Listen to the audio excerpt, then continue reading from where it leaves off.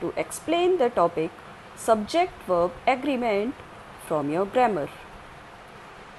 Subject-verb agreement. Basic rule. A singular subject takes a singular verb, whereas a plural subject takes a plural verb.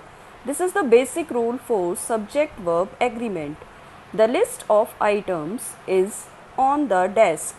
As you all know, the subject is the list here, so we will be using is for the noun subject is.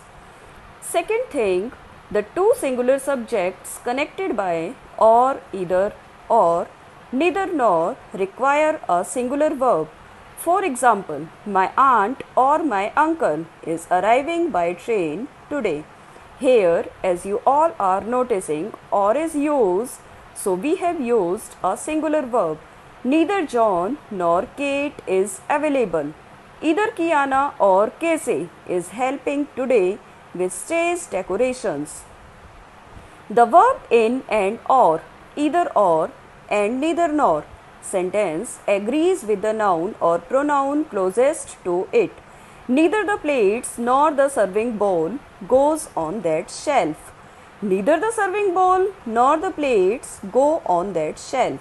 You all will be noticing that the noun that is the closest to the space given for the verb we have considered for that. In the first statement, the noun is bowl, so we have taken a singular verb, and in the second statement, the noun is plates, so we have taken a plural verb.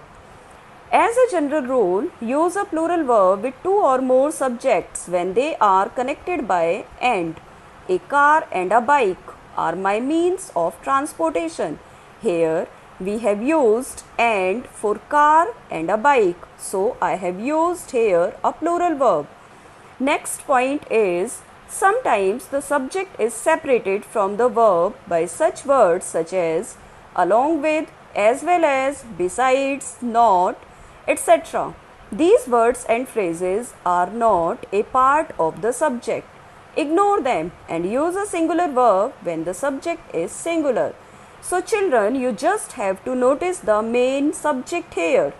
What is the subject? Then use the verb according to that. Such as in the example, the politician along with the newsman. Here, the subject is politician. So we have used a singular verb is expected shortly.